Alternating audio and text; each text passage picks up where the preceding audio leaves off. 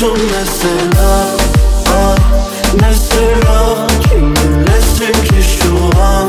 Sen bana bela gibi bir şeysin ama hoşta bir hava var, çok güzelsin ama sana inanamam.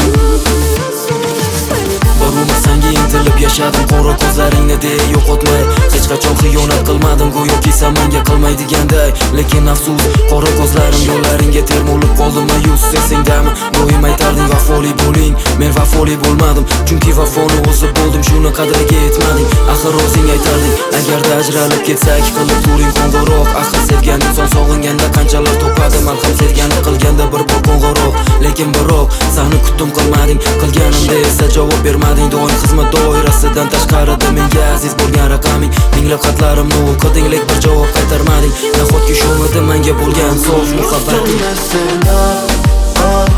Mesela kiminlesin ki şu an? Sen bana bela gibi bir şeysin ama hoşta bir hava var, çok güzelsin ama sana inanamam. Jonim ayt, qani qilgan orzularimiz amali. Nimaga unutmadim seni unutganingda zamani. Hanuzgacha yig'lab eslayman sen bilan o'tgan damlarni, o'qib eski xatlarni. Hech qachon unutmayman seni so'nggi so'zlaring. Baxtli bo'ling deya mendan yuz o'girganing. Axir bilar eding, baxtim o'zing eding. Yuragimdagi sog'inch bor, quvonch eding. Qani endi bugun yotib ertaga uyg'onmasam, tomchi yosh to'karmiding? Ishqingdan obud bo'lsam bilmasam, lekin seni alishmasdim dunyoga. Toki sen meni alishguncha o'zga bir insonga.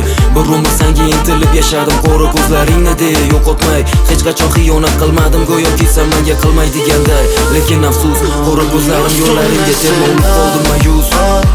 Mesela